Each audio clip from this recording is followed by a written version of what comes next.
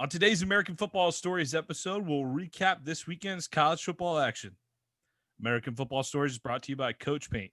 Coach Paint is a great tool that allows us to add graphics to player highlights, similar to the graphics you see on TV.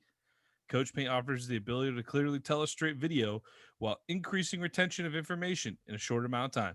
Up your game with Coach Paint today. What time is it? Game time!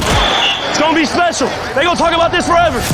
Welcome to American Football Stories. Puts his head down, crashes and spins, and dives. Touchdown! Bringing together the many perspectives that make up college football in the NFL. Football is one of the greatest sports ever invented. From players and coaches. Believe, baby, believe, baby. Hey, we playing to win right here, fellas. To the front office and scouts. The public is finally beginning to catch up, but they don't even know half the truth. Us against the world, let's get it. Your hosts, Robert Parker and Nick Knudsen, bring you American Football Stories.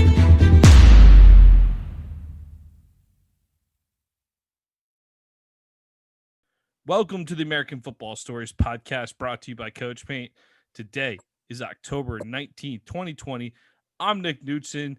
Robert Parker's in Seattle tonight, so my co-host, our guest tonight, will be Jeremy Coleman. Jeremy lives outside of Indianapolis. He's crazy about the Indiana Hoosiers and Pittsburgh Steelers, and he works with Robert on a podcast called The Extra Point. Big week for you fellas at The Extra Point, Jeremy. ESPN Denver just picked you guys up. Podcast is going to play on Saturday mornings. Do you want to give the folks some details, like on where to find The Extra Point, a little bit of details about the Denver situation, and how to find the pod in general?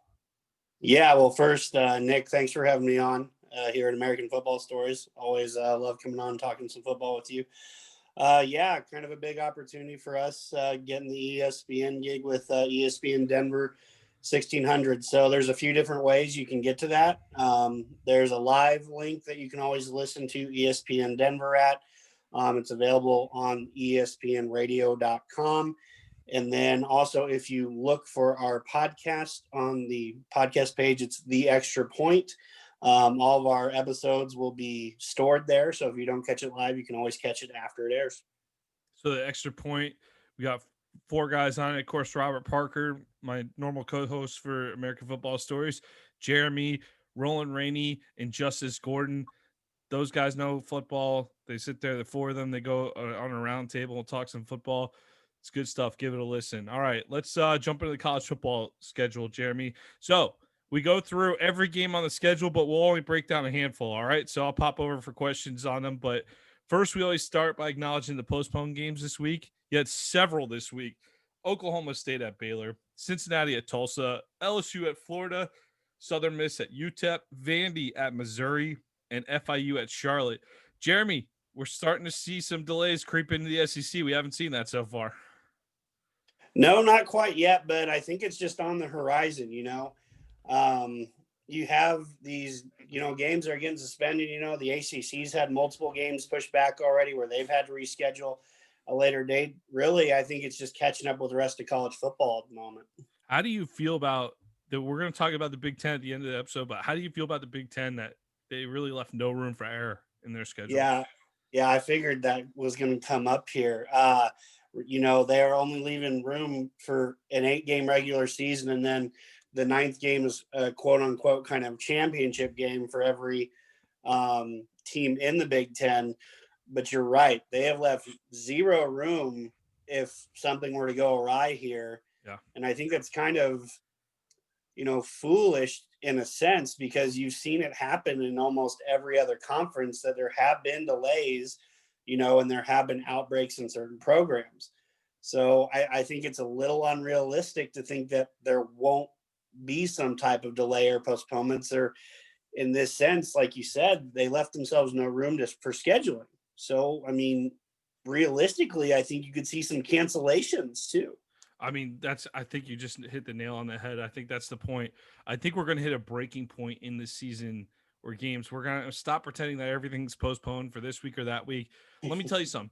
If LSU drops a game, like say LSU drops a couple more games, they lose to Alabama, they have 3 SEC losses, and Florida drops to Georgia, and they're out of the SEC race.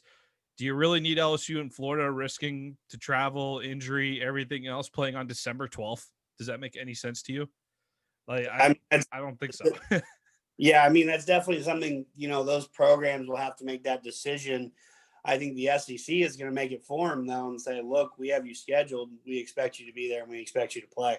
Yeah, and I think at some point you're gonna maybe see some form of a bubble go on, like maybe not at the college level, but definitely we'll talk about that in the NFL segment. But increase in postponed games this week, definitely something to worry about a little bit. But 2020, just glad they're doing anything, right? So got to be grateful for what we get, right? All right. So Thursday, Georgia State traveled to Arkansas State, and the Red Wolves, they won 59-52 over Georgia State. High scoring game there. BYU on Friday night went to Houston. This was a good one. Zach Wilson, it goes off for 400 yards. Quarterback of the Cougars, BYU Cougars, that is. 400 yards, 4 touchdowns. Houston takes a 26-14 lead late in the third before giving up 29 straight to BYU. Hey, Jeremy, BYU's 5-0, dude. Alex Kirshner, good writer I follow on Twitter. He's already starting his BYU to the playoffs talk. He's obviously joking around a little bit, but I mean, let's play a game we like to play. It's our favorite game here on American Football Stories. It's called Find That Loss. All right. So you just tell me if this is going to be a loss, yes or no, for BYU in the next few games. Versus Texas State, yes or no? No. Versus Western Kentucky? No. At Boise State? No. Maybe. But versus North Alabama versus San Diego State. That's a good shot at running the table, man. They really do. They really do. And it's all because of Zach Wilson. I mean, he is so impressive. Honestly, I started noticing him last year when I was scouting the tight end that ended up getting drafted last year. And I was just like, my God, how did this kid not get like a Power 5 offer? Like, he is just killing it, at BYU. He's putting up game, like numbers, NCAA, I'm still playing 2014 type numbers, I mean, it's incredible what he's been able to do for that offense. And he's got weapons around him too. Dax Milne has been a great downfield threat for him. So, I mean, and they've got a very good running back, Katoa, too. So just very explosive offense. As we saw, there wasn't a ton of great defense being played, but when you have that type of offense, you don't need to stop everyone. Well, let's say I think the BYU to the playoff thing is actually kind of an interesting conversation right there because it's way too early to have it. And you still got to go to the blue turf on Boise. Odds are against you in that game, but Boise hasn't even played a down of football yet this year. So right. BYU is going to be in their 8th game of the season by then. So, well, that's going to be a super interesting game right there. We'll see if the Cougars can get by that, though. I think they got a great chance to run on the table here. Let's say Georgia loses to Florida and Florida loses to Bama in the SEC title game. That means you got one team coming out of the SEC for the playoff. You got nobody coming out of the Big 12, very likely, unless are you a secretly big proponent of the Iowa State Cyclones or Kansas State or? No, I don't. I don't think they have enough to put something together for a college football run. I think they can be an impressive teams. I don't think they're going to be that impressive. So then maybe we're talking one team, but probably Ohio State out of the Big Ten, maybe one more out of the Big Ten at most, but probably not. Yeah, probably not. I'd say one. Right. So you got Ohio State and Alabama, Pac-12, like maybe Oregon runs the table and goes 7-0. Who is your 4th spot going to? This might be the year to put a team like BYU in the playoff. Is that crazy? No, it's not unheard of. It wouldn't surprise me if a team like Notre Dame gets some recognition. They've all, We'll get to them in a minute. Okay, I was about to say, technically there's a second team out of the ACC that could be there. But, I mean, Notre Dame, in my opinion, if they go undefeated, they very well, could get that spot. I'm not exactly sure how their schedule lines up. They will. They play Clemson, though, so they won't go undefeated. I was about to say, I'm not sure if Clemson's on that schedule or not. So there's no way they're going to beat Clemson. Clemson's not going to lose a game this year. No. So. No, it's disgusting actually watching that in the ACC. But I don't think that's crazy talk. I was laughing at it when I read the tweet, and Alex Kirshner's the guy that likes to stir things up. So I enjoy his tweets. He puts out some good stuff. I love his articles too. But like, I actually was looking at that. I'm like, he's not crazy. Like, who are you looking at outside? Like, that's a very big possibility. So BYU to the playoff, folks. Start wrapping your head around it. Jeremy's still laughing at it, but he'll come around. I promise. He'll come around. Cougars, keep an eye on them. Boise State game could be massive in a couple of weeks. All right. Let's get to this. Well, first off, Friday night, you also had SMU beat Tulane in overtime on a field goal. The Ponies stay undefeated 5-0. SMU playoff, huh? No, I'm not going to go crazy on everything. All right. All right. Clemson, Georgia Tech, Clemson 73-7, number one Tigers. Trevor goes for 400. The only real game of note for the rest of the season, games of note for Clemson for the rest of the season at Notre Dame, at Virginia Tech. They're just going to go through the ACC completely unchallenged this year, Jeremy. Yeah, I mean, and even those two teams, we saw Notre Dame struggle with a Louisville team this past Saturday, and they were barely moving the ball. Right. And then on top of that, I mean, yeah, Virginia Tech had an impressive win over Boston College this week. I mean, they ran for over 300 yards. We'll talk about that when we get to that game. Mm-hmm. But just no, there's no one that's going to even remotely stay up with Clemson. I mean, Trevor within Lawrence, 3 touchdowns. Yeah, right. No, right. If a team stayed within 3 touchdowns, we'd be impressed at this point. That's the sad thing on how good Clemson football is with Travis Etienne and Trevor Lawrence. Just, I mean, both of those guys are going to be top 10 picks probably. And that's saying something for a running back, if you ask me, but he's that special. Were you a little disappointed in Georgia Tech that I'm not putting a lot of stock into the score on this one? You just kind of got trounced by a better team, but Georgia Tech, you kind of like to see a little progress from them. I like what Jeff Collins is building in Atlanta. I think that they could challenge Clemson a few years from now. I think they're going to need a couple of years to build up, obviously, maybe 4 or 5 based on what we saw Saturday, but I think Jeff Collins is capable of recruiting to Atlanta based on what we see with some of their young guys. I'd agree. I've caught a few of their games. You know, Jeff Sims, he's a young athletic quarterback. You know, he's going to make some great plays. He's going to make some mistakes.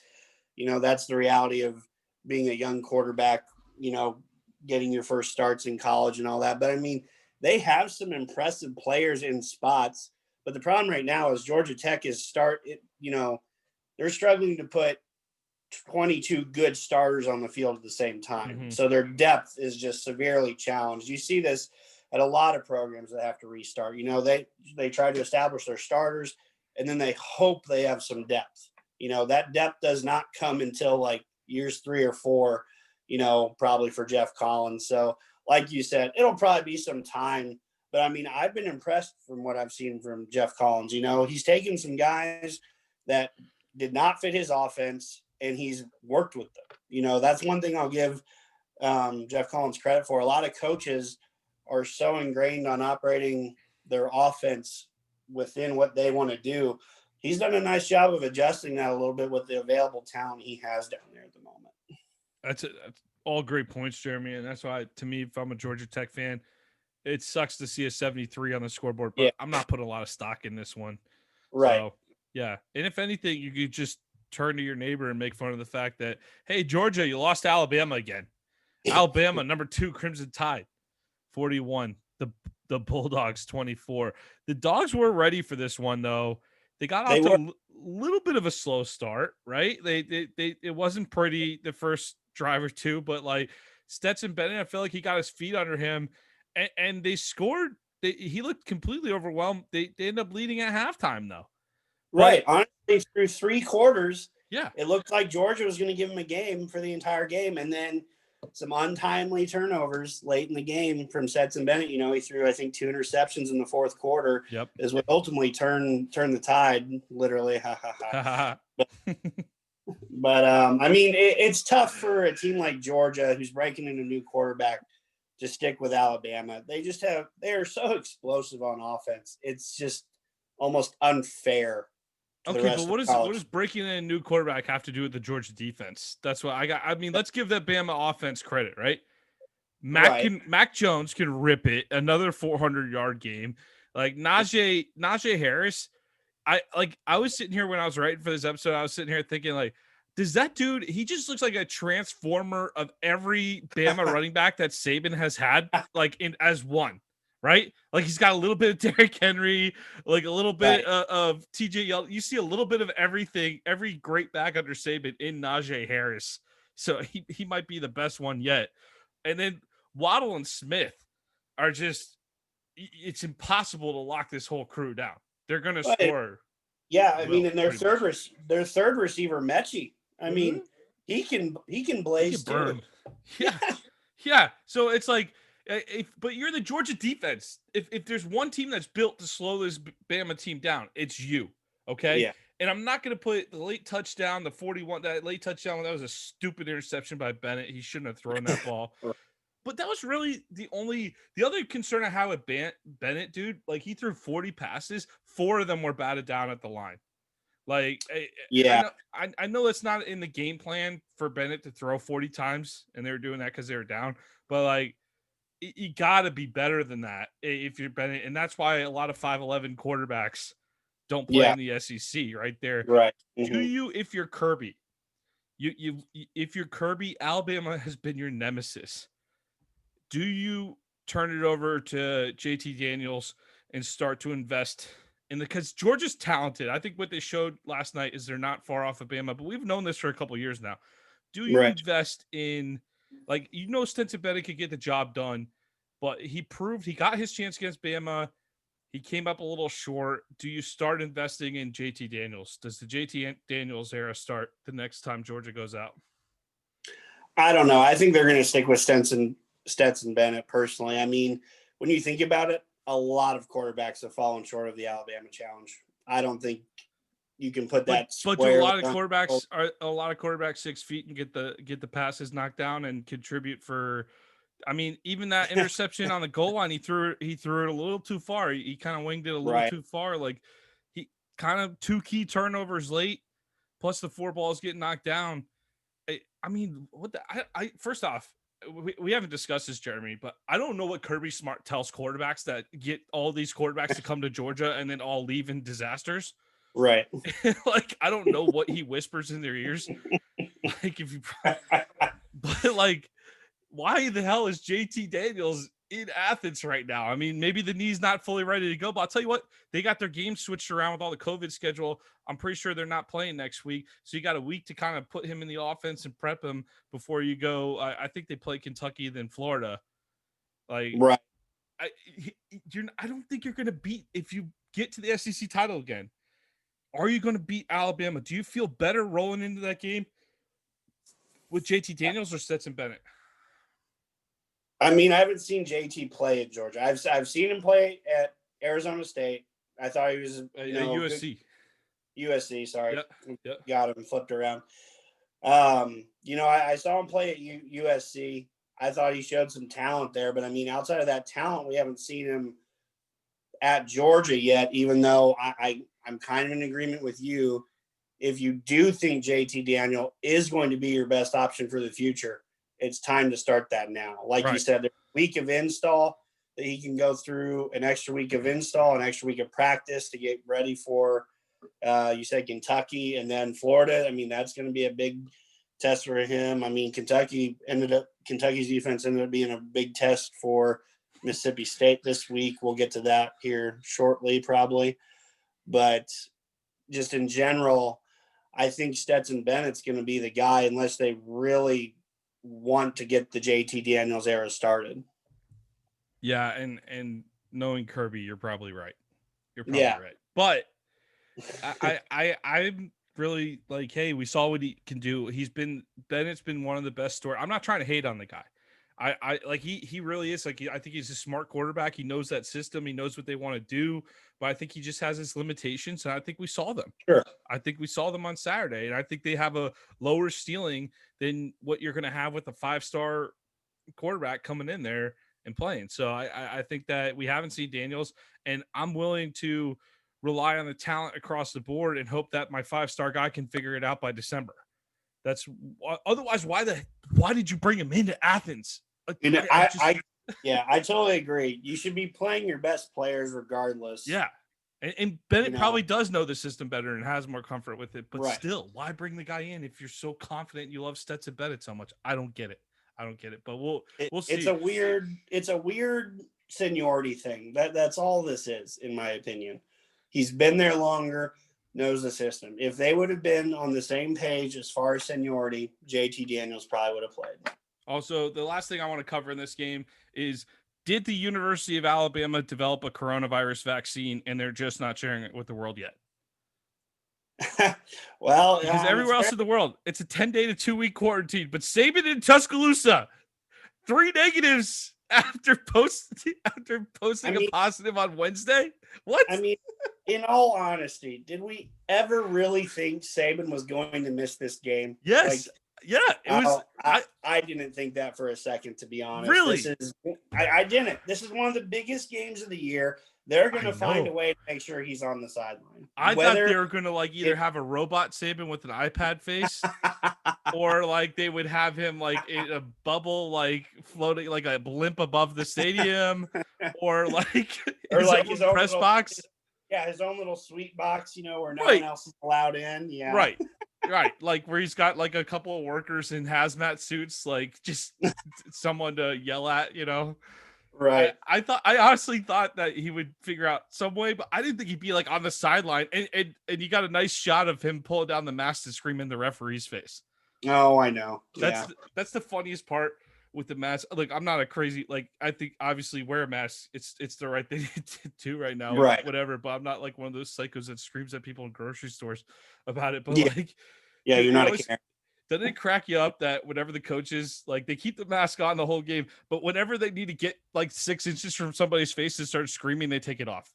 Oh yeah, it's no doubt. That's probably the time you want to keep it on. That's probably the time you want to keep it on. Anyway, I'm thinking that the University of Alabama may have developed the vaccine, and we may or may not see they'll hold on to it. People are speculating about the results of the election. I'm going to say until Alabama is eliminated from the national championship race in college football. Oh, okay. Then we'll get it. All right, let's move on to number 4, Notre Dame. Ugly game. We're not going to spend a ton of time on this because let's be real. Notre Dame's not the number 4 team in the country. They're number 4 because there's a lot of teams not playing football right now. But out of respect to you, Jeremy, I'll mention them because they're Indiana based, but dude, this game was so ugly. It really, Notre Dame couldn't it's kind of embarrassing that they couldn't score more on Louisville. Louisville doesn't have a good defense. They just managed to roll across the perfect storm of a day where Notre Dame just kept shooting themselves in the foot constantly. It was just ridiculous. The only thing that Notre Dame seemed like they could do was run behind Tyree. And even then, sometimes it was just man, how is this game still only, it only finished 12-7. I mean, talk about a boring game in a week of games where we had close games. This was the ugliest, not close game of them all. How certain have you been? I mean, is this the most certain you've ever been that a team is ranked number 4, that they're a total pretender? Oh, yeah. I mean, yeah, it's got to be up there if it's not at the top. I mean, they just don't have what it takes to – I mean, if they would have played Alabama, Clemson, Georgia, they would have got their butts handed to them. I mean, they might not have scored a point this week, Yeah. That's how bad. Similar to that Michigan, that no-show game at Michigan last year. It was just – right. All right, let's go on to another team that no-showed. Number 5, North Carolina Tar Heels. Going down to Tallahassee, this was a head-scratcher. Florida State gets a 31-28 upset over Sam Howell, Mac Brown, and the hyped-up Heels. Number 5 in the country. I'll put a little grain of salt with that number 5. Not a lot of teams playing right now. But FSU puts up 31 points. I want to know, Jeremy, how many completions did FSU starter Jordan Travis have in this game? How many completions? Yeah. I'm not sure off the top of my head. 8. 8. What? He had 8 total completions in this game. He went 8 for 19 for 191 yards and 1 TD. But the Seminoles, they gashed North Carolina for 241 yards rushing. Great win from Mike Norvell. But let's be real here. I'm not trying to rain on anybody's parade, Tallahassee. I know it's been a while for them. They've had a rough couple of years. Trust me, I hear about it a lot. They've had a rough couple of years. Let's be real about this one. We're a couple easy Tar Heel drop passes away from an epic FSU collapse here. Right. Yeah. Did you happen to watch the end of this game? I didn't watch all of the game. I did see the end of it. I mean, how do you not catch some of those balls? Especially that 4th down pass. He was wide open. I mean, I mean, that's got to be so frustrating as a coach when you see a play work to absolute perfection and then he just doesn't catch the ball. Yeah, well, it's just, they jumped them early. FSU jumped them early with those 30 points in the first half, including a pick 6. UNC almost has an epic comeback. But good one for Norvell and the Noles. I'm not going to pick on them too much. Just had to mention those drops at the end that really helped them out. So let's move on. Let's move back to the SEC, Jeremy. Number 11, Texas A&M defeats Mississippi State 28-14. The Mike Leach offense, they're still on the struggle bus. 219 total yards. Mond and A&M, they go back to being fairly pedestrian after a performance of a lifetime against the Gators. Deep breath. Deep breath. Don't get angry. Don't get angry. Let it go. Let it go. All right. Okay, so we're looking like we're going to see freshman Will Rogers going forward for Mississippi State. I expected Mississippi State to struggle a little bit this year, but that win against LSU at the beginning of the year is etched in all of our minds. We know what LSU is, but are you still a little disappointed with the follow-up to this? I mean, you have to be, right? I mean, how can you go from scoring that many points versus LSU to not even combining in your last 3 games or last 2 games? They haven't even combined for half of the points they scored in their first game. Do you think they're all calling Jimmy Lake at Washington? Maybe they're trying to figure that out. Yeah, Mississippi State got to come out with some kind of adjustment, because the other thing too, if you're Mississippi State, I know Leach likes to throw the ball and he likes to throw to Sep the run a little bit, but the rushing yardage is just sad. It is. You have to be able to run. Yeah. You have to be able to run in the SEC if you're going to win. Yeah, and I want Leach to do it in his own style, but maybe more of a commitment to the running game with this team at least. Like I hope Mike Leach. I want to see every Mike Leach team throw it for 80 yards. I love Mike Leach football. Like, I just throw 80 attempts a game. Like, I'm all about it. But I just think with this team, they just don't have – they're not built to play this football just yet. And I think there needs to be some adjustments going forward. Yeah, definitely. He doesn't have the pieces quite yet. But, I mean, they do have talent in Mississippi State. You know, this is the SEC. You know, it's not like he has nothing there. But – it does kind of feel like he's operating shorthanded. And I mean, give Texas A&M credit. They were able to get after him. You know, they got a few sacks, forced Costello to make some bad passes, got some interceptions off of him. A&M played a pretty good game. Kellen Mond, as playing as a senior this year, is very different from him playing as a junior last year. You can tell he's just more comfortable running that offense. And then let's not forget to mention Isaiah Spiller. Talk about the star breakout player for A&M right now. He has just been balling. Impossible to tackle, has good speed, can catch the ball. He's going to be playing on Sunday sometime. I won't get mad. Florida Gator fan over here. I won't get angry. Yeah, we're familiar with Calamon and Isaiah Spiller. Yeah, he had quite a game. Quite a game against us. I think this Mississippi State team, I guess my final thoughts with them, if this were a regular season, the path to a bowl game would have been win your cupcake non-conference schedule and then maybe try to steal 2 or 3 SEC games anyway. This was not a Mississippi State team that was going to have a great record in the SEC this year. Yeah. They need some time. So I would hold off on, like, everyone wants to jump off the Leach bandwagon and get all and trash the guy. Like, hold off on that. Relax. Give him some time. It's been 4 games. Chill out. Yeah, relax. All right, let's go down to the ACC. Miami bouncing back from that beat down by Clemson, 31-19 over Pitt. And I know we usually keep it about football, Jeremy, but this was a great uniform game. The yellow pants with Pitt. Did you see it? Did you see that against the classic orange jersey against Miami? These teams have been through some ugly iterations of uniforms, but they've gone back to kind of their more classic like 70s and 80s looks, and they're so much better. They really are. Stick with it. That Pittsburgh thing where they had like the gold and the dark blue, that worked when like LaShawn McCoy made it look good. Yeah. Larry. But like, not so much after that. Tyler Boyd made it look okay, but these iterations are a lot better. I mean, these are the uniforms that Tony Dorsett started. Yeah. Everyone likes these uniforms. It's just a nice throwback. Like you said, it's a nice throwback to kind of the tradition and all of that. So low-key good uniform game, but also like this has like kind of become a low-key good coastal rivalry in the ACC. These two teams play each other pretty tough every year, like regardless of the records. Derek King, Miami, they don't tear it up on the offensive side of the ball, but hey, Miami fans, you still put up 31 on not a great offensive day. That's a little different than it's been in years past. Pitt drops its third straight, but we do see some glimpses of progress at Pitt this season, Jeremy. But how far off? I feel like the best comparison I have for Big Ten fans for Pitt, you're a Big Ten guy. That's why I'm bringing it up for you.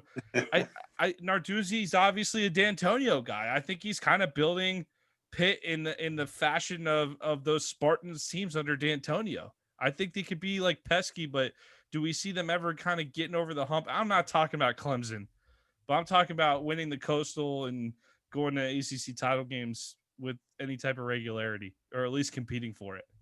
I actually think he can do that. He's built a very good defense there already. They've got Rashad Weaver.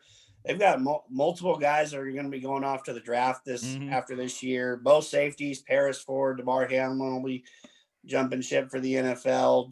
DeMar Hamlin almost left last year, but got an extra year of eligibility from the NCAA, so he decided to stay around because he thought this could be a special year for Pitt. The name of the other defensive end, I think his last name's Blair or something like that. He's another very good player. He's built a decent defense. Oh, and I almost forgot about Jalen Twyman. That's a real slap in the face. Sorry, Jalen. All ACC first team defensive tackle, coming into the year. So I mean, he's built a pretty good defense there. They've had some inconsistency on offense, and really it's come at the quarterback position. The one thing I will give Narduzzi credit for is they throw the ball a lot more at Pittsburgh than he did, while he was at Michigan State. Obviously, he was defensive coordinator, so he's putting his own touches on that. But I think that's the one area where I think Pittsburgh eventually will get a top-tier quarterback there because they run a pro-style offense, but it's also a little more innovative than just that. So I think once they get the right quarterback there, they'll do wonders. Pickett started the year for them.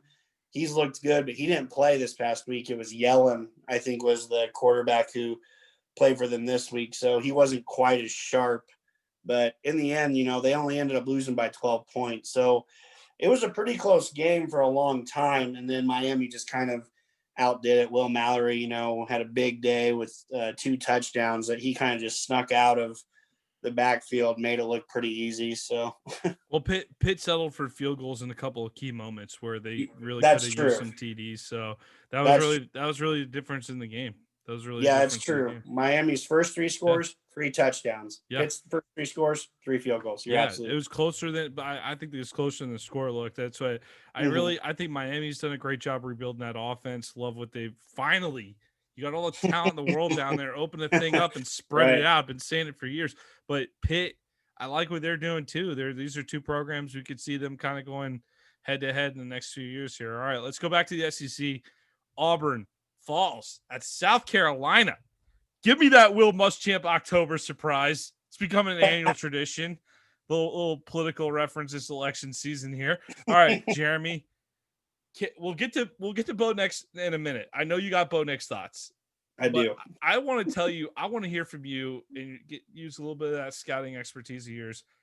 talk about Auburn running back Tank Bigsby and South Carolina running back Kevin Harris, because I love both of these guys. These are physical runners, SEC bodies, just built Yeah. for this league.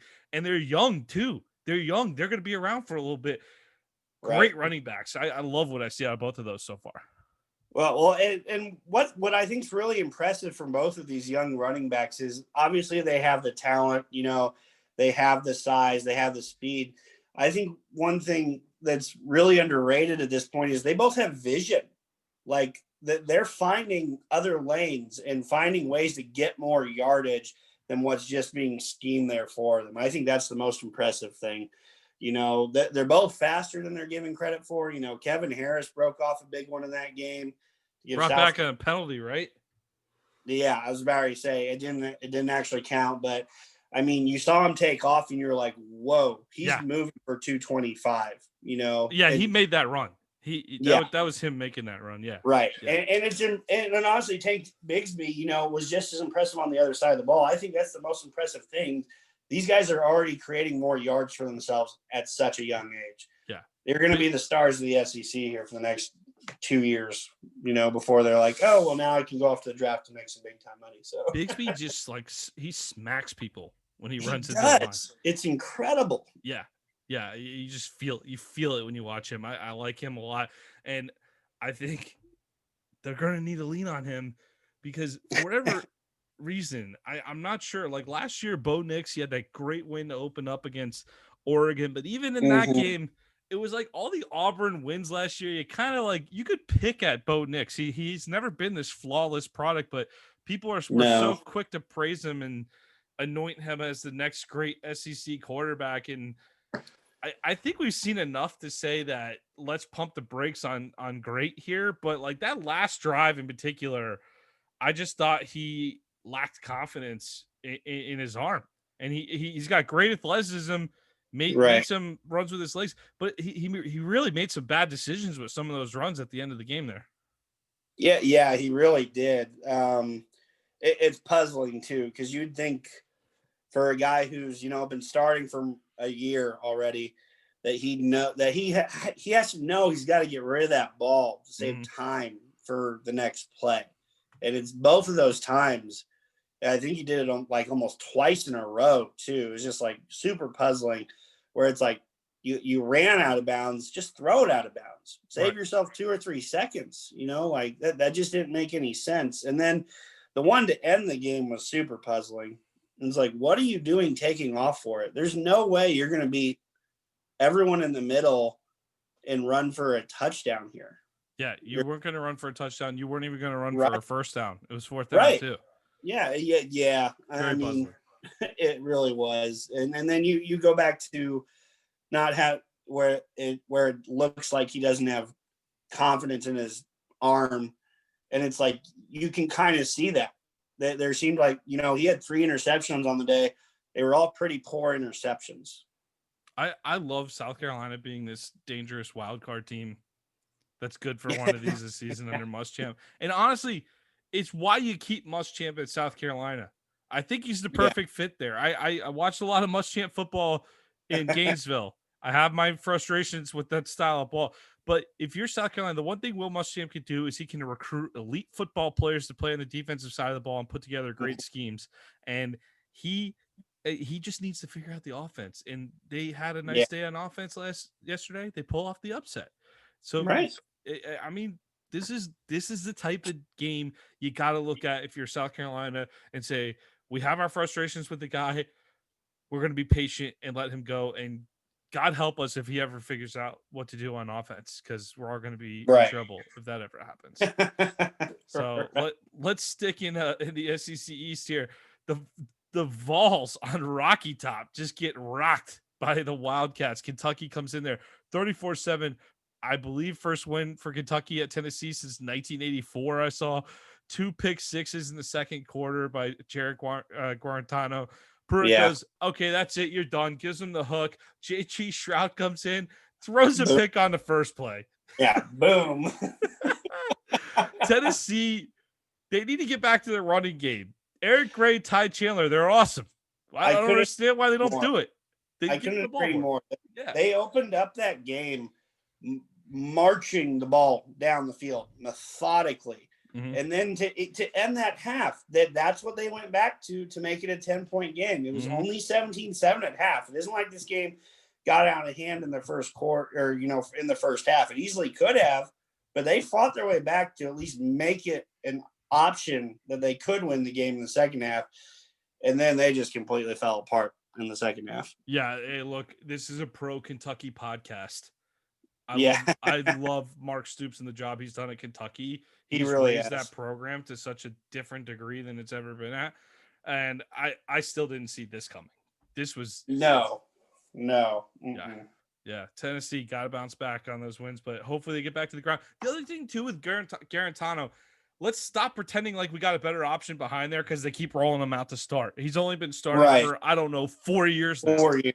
Yeah. Like you either have someone better or you don't. So if you don't figure out how to make it work with him, why not run like a poor man's Baltimore Ravens offense down there? Why not let him run the ball? He's got an arm. He can rip it deep, rip the occasional deep throw.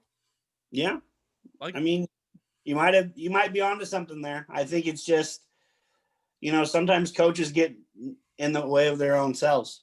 They're so intent to make something work that they're not making the adjustments that they need to. You've seen it a lot. I think that's, totally going off topic here and kind of to the NFL for a second. Why do you think Bill O'Brien got fired? He had a Ferrari in the garage and wouldn't let him drive it. Yeah. With Watson. And then he traded another Ferrari for a Ford Focus. Right. For a Ford Focus. But you get my point. It can happen at all levels of football, where you're committed to making your offense work, but it's like sometimes you just got to do what's going to get you to move the ball. And for Tennessee, that's running the football. They have this big offensive line, and in probably what could be a first-round pick in Trey Smith at offensive guard, run behind Trey Smith. Yeah, Cade Mays from Georgia, not a bad transfer pickup. Yeah, I was about to say, they've got talent all over that offensive line. I think they averaged 325, which is just ridiculous, in college. But it's the SEC, so it's not unexpected. But yes, run the dang ball. Best tweet I saw yesterday from David Wunderlich. He is at year 2, which I don't know how he got that handle. That's a pretty good handle there. Year number 2. He says, "Cheers to everyone who thought Pruitt was anything more than Diet Muschamp." Diet Muschamp. I don't even know what that means. It's so is that so? We're slapping Muschamp in the face with that, or we're saying Pruitt is a lesser version of, or is Pruitt a lesser version of Muschamp? Or are we? I don't know. I love that tweet. I think it's the illusion that he might be a Muschamp. The fact that that's up for interpretation makes that tweet so much better. I love every bit about it. Like if I'm Will Muschamp, am I offended by that tweet, or am I not offended? Or are you saying that I'm better than Pruitt? I don't know. I like thinking of Will Muschamp reading that tweet and trying to figure it out. That's my favorite part about it. Right. So, hey, you referenced Virginia Tech earlier.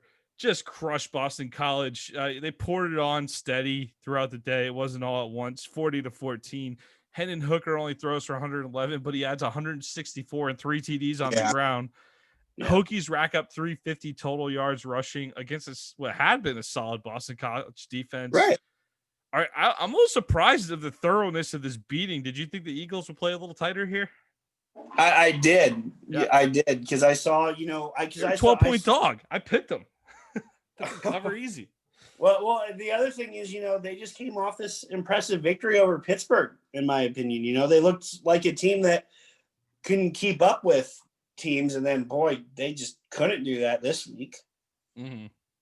Yeah, it was tough loss for BC there. Yeah, I mean, when an opponent runs the ball for 350 yards, not only does that kill the clock, but it is demoralizing that you can't get off the field. Mm-hmm. Mm-hmm.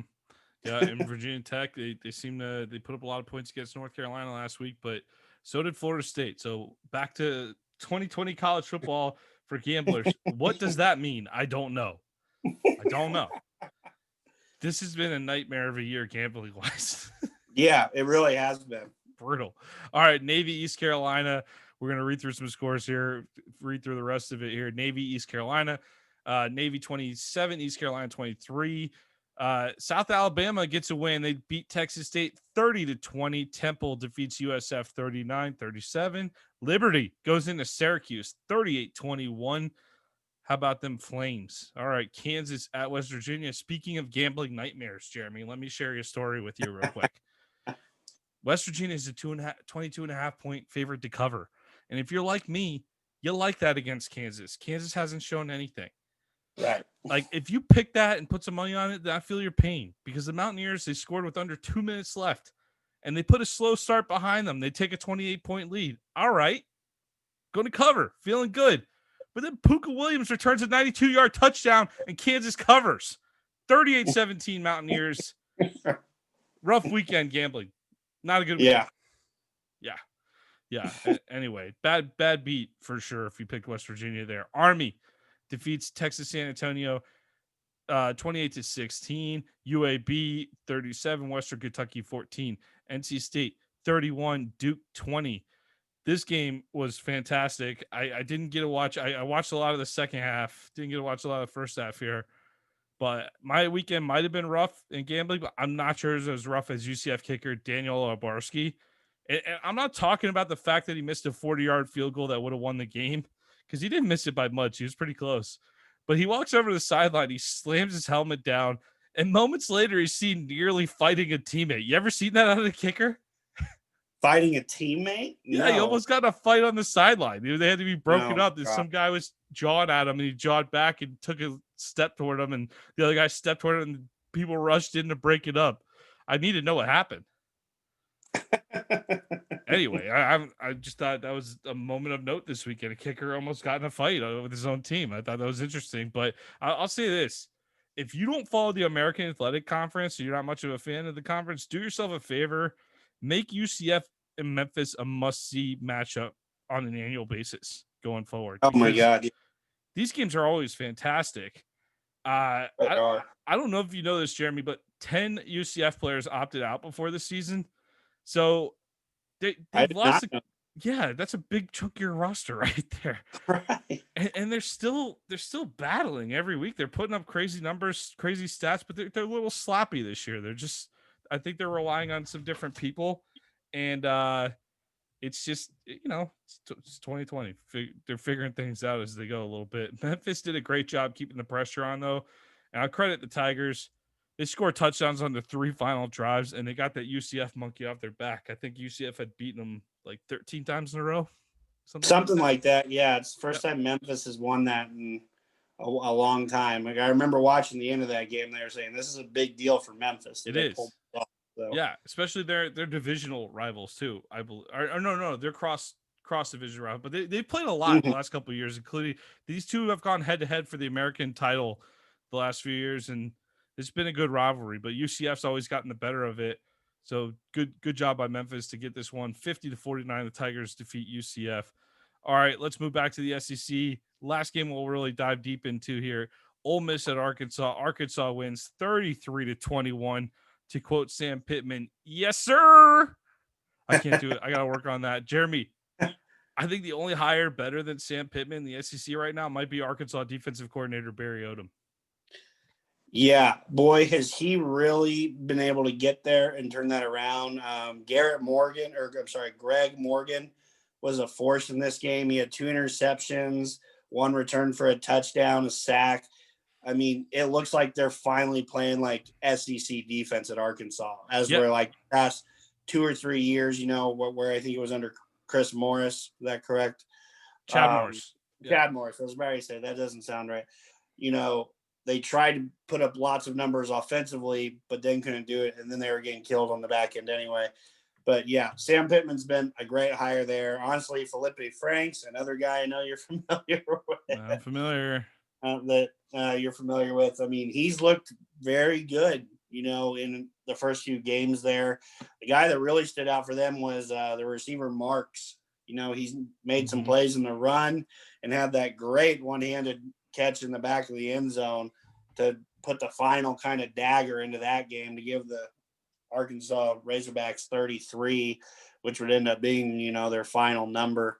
But yeah, it's just incredible. They were able to get after the passer. I haven't seen a pass rusher at Arkansas since Trey Flowers. Yeah, it's been some time, and really it's Yeah. extra impressive when you stop to consider that Lane Kiffin so far, his offense has torched Florida, Kentucky, and Alabama. Those are Right. three Not defenses that usually play good football. I say usually because Right. not so much this year, but 7 turnovers for the Hogs. They get 7 turnovers at Ole Miss, 6 Yeah. interceptions from Matt Corral, who had been playing some great football. And really, every time I was watching this one thinking Ole Miss was going to come back. I thought this was an easy play with Ole Miss at -1.5, but every time they kind of got some momentum, Arkansas would just make a play, Right. kill it. They just get back at it. Yeah. Every time. So good for Arkansas, good for Pittman. Second SEC win after losing 20 in a row coming into this season. All right. Eastern Kentucky falls to Troy 31-29. Georgia Southern defeats Massachusetts. UMass 41-0. Wake tops Virginia 40-23 in the I can't predict ACC football games. What is that score? 40-23 Wake over Virginia. All right, North Texas 52, Middle Tennessee State 35. Marshall defeats Louisiana Tech 35-17. That's all the action for college football this week. But we want to give you a little bonus section here because I got Jeremy. He's a Big Ten guy. Big Ten's back Friday night. We're going to go over a couple games here this week. We're not going to go over all of them. Illinois at Wisconsin. You think Lovie Smith's crew has any chance of repeating last year's magic? No, I don't, because I guarantee you this, once the schedule got redone, that this game got circled twice because they got absolutely embarrassed last year in Champaign. I mean, it was one of the worst top upsets of the year last year because no one saw it coming. Illinois just happened to put together, they finally have started playing some better football under Lovie. But, I mean, that was an embarrassing way to lose. There's no way they're going to go, is the game in Wisconsin? It's at Wisconsin. There's night. no way. There's no way Illinois is going up to Wisconsin and pulling off another upset. Like I said, they have circled this game. They are going to take it to them. All right, Michigan at Minnesota is on Saturday night. That was a game. I think this is actually the game of the week in the Big Ten. You like Harbaugh's chances going to face the Gophers? I do. Michigan's always talented. Joe Milton, he's going to be getting his first start for the Wolverines. Tell me a little bit about him. Well, I remember when he was getting recruited, I saw this big 6'4", 6'5" kid who weighed like 230 pounds. And I was like, my God, can this guy throw a football? He's got the arm strength to be a really good player. Has to develop a little more finesse and touch, but that's something a lot of college quarterbacks learn over the course of their collegiate careers. Kind of getting that finesse, being able to put touch on intermediate routes and stuff. He's got enough talent there to be a good quarterback. So do you see him as a better fit for Gaddis's offense? I don't know about that. I don't think he's a true spread it out type of quarterback.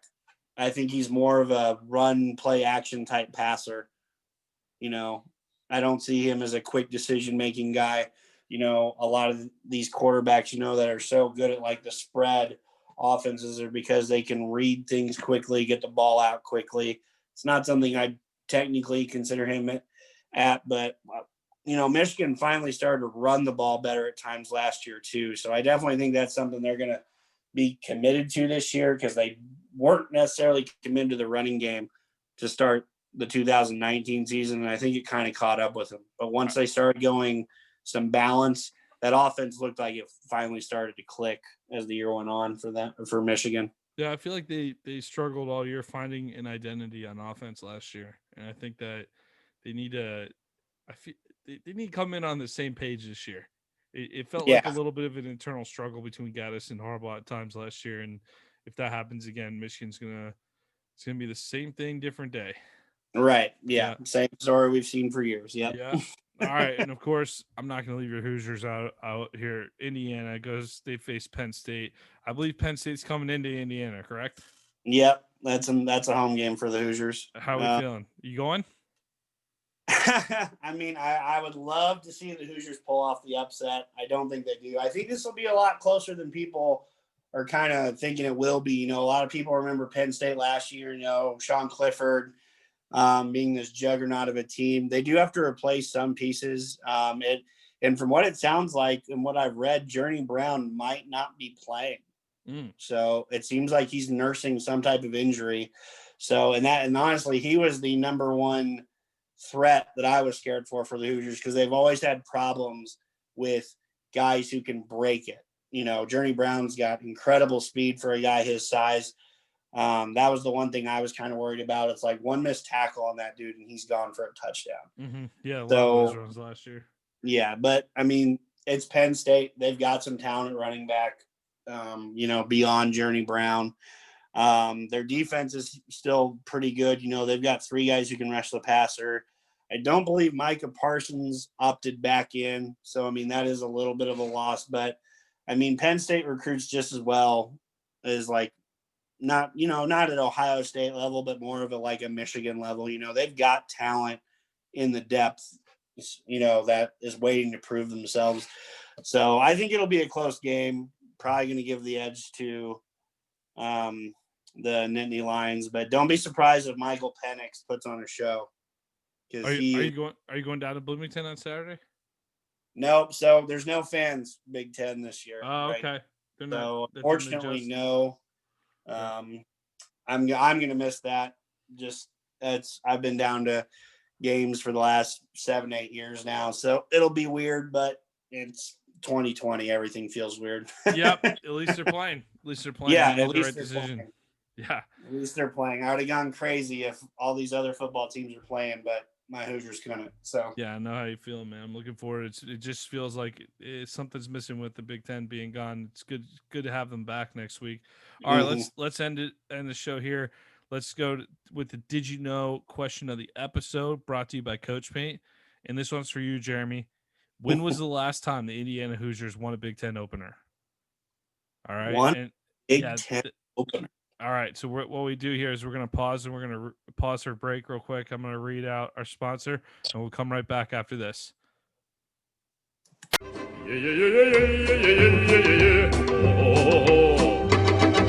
American Football Stories is brought to you by Coach Paint. Coach Paint is a great tool that allows us to add graphics to player highlight clips similar to the graphics you see on TV. Coach Paint offers the ability to clearly tell a straight video while increasing retention of information in a short amount of time. Up your game with Coach Paint today. Jeremy, before break, I asked you, when was the last time the Indiana Hoosiers won a Big Ten opener? Yeah. Wow. Yeah, I'm not going to lie. You have me stumped, because it's probably been since the 80s. Oh, no. No, I take that back. Much more recent. Yeah, it's been much more recent than that. I think they got Maryland or Rutgers probably 4 years ago. I think that was their better. Yeah, I think they're opening Big Ten. Better team than Maryland and Rutgers, but you're in the ballpark. Yeah, I was about to say they're two recent additions to the Big Ten, so that wasn't happening. You don't need to know the team. You just need to know the year. Know the year? Pick the year. Oh, boy. I'll say 2010. All right. It was 2016. The Indiana Hoosiers last won a Big Ten opener. 2016, October 21st, 2016, or October 1st, 2016. Michigan State, 24-21. They beat Michigan State. Oh, I remember that. I was at that game. You were at that game? Yeah. Mm-hmm. Well, I was still working for IU football as a recruiting assistant then. I forgot that we won that game in overtime. Barely. Because we all thought we were going to give it away. Yeah, well, that's been the MO. That's been the MO. Yeah. All right. Up until recently, yeah. All right. I got to read us out here, and then we'll come back for the NFL. All right. So before I read us out, I'm gonna say we appreciate listening. We appreciate you listening to this episode of American Football Stories. Find us on Apple Podcasts, Spotify, and YouTube. Please subscribe and rate us 5 stars. Follow us on Twitter at American FB Story and check out our website, AmericanFootballStories.com. My name is Nick Knudsen. My co-host Robert Parker is out this week, and I got Jeremy Coleman here with you today. Thank you for joining us, Jeremy, and we appreciate everybody listening. Have a nice night. You play to win the game. Hello? You play to win the game. You don't play to just play it. That's the great thing about sports. You play to win. And I don't care if you don't have any wins. You go play to win. When you start telling me it doesn't matter, then retire. Get out. Because it matters.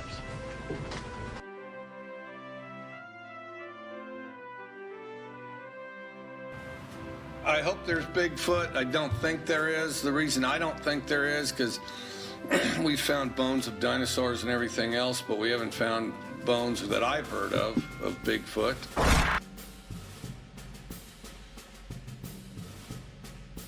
I'm very upset. We shouldn't have been in the ball game with fast field goal. The coach had sent him in. We shouldn't have sent him in. That's a dang coaching mistake. The kids are playing their tail off, and the coaches are screwing it up.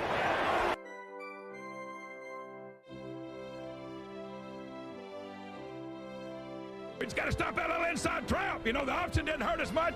We played pretty hard. We just got to stop that inside thing. Offensively, we kind of sputtered around, got the ball in the end zone. You know, defensively, we got to get out off the field on that 2-minute drive.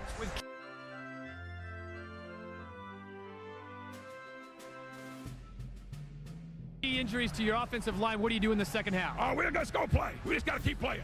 Thank you, Coach. He has a magnificent personality, I'll tell you. We receive a lot of mail during the course of the season, and a lot of it's good mail, a lot of it's bad. And one of the I would say that most of it is good, though, isn't it, Bill? Yeah, I think so. I'd say 95 to 98% of the mail we get is always good. But the one question that keeps coming up where Woody Hayes' name is involved, they say you're a man of no mercy. And yet, you know, frankly, I don't care much what they think.